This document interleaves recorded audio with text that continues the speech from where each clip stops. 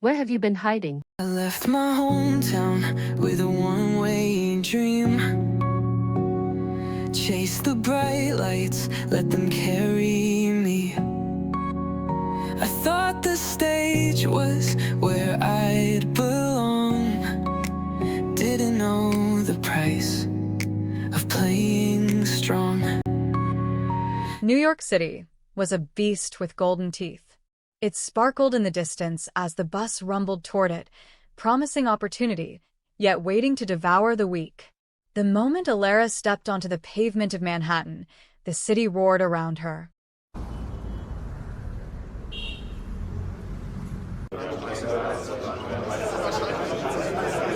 Horns blaring, voices overlapping in dozens of languages, the hum of ambition thick in the air. She clutched her worn-out suitcase and took a deep breath. Dreams did not come easy here. Her first few weeks were a battle against reality. The city was merciless. She lived in a tiny apartment with a leaky ceiling and a roommate who barely spoke to her. She spent her mornings rushing between auditions, her afternoons waiting tables at a dingy cafe, and her nights studying scripts under the harsh glow of a flickering lamp. Rejections came swiftly, each one chipping away at her confidence. Too tall. Too short. Not expressive enough. Too expressive. Casting directors barely looked up from their notes. We'll be in touch. Or worse, a simple next. One particularly brutal audition ended with a director sighing and muttering, "Maybe Broadway isn't for you." The words cut deeper than she cared to admit. That night, she sat in her apartment, staring at the phone, willing it to ring, refusing to let tears fall. She had left everything behind for this. Then one afternoon, fate finally turned its gaze on her.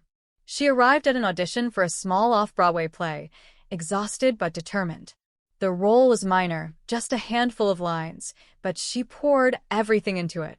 When she finished, the director, a sharp-eyed woman with a graying ponytail, leaned forward. Where have you been hiding? She asked.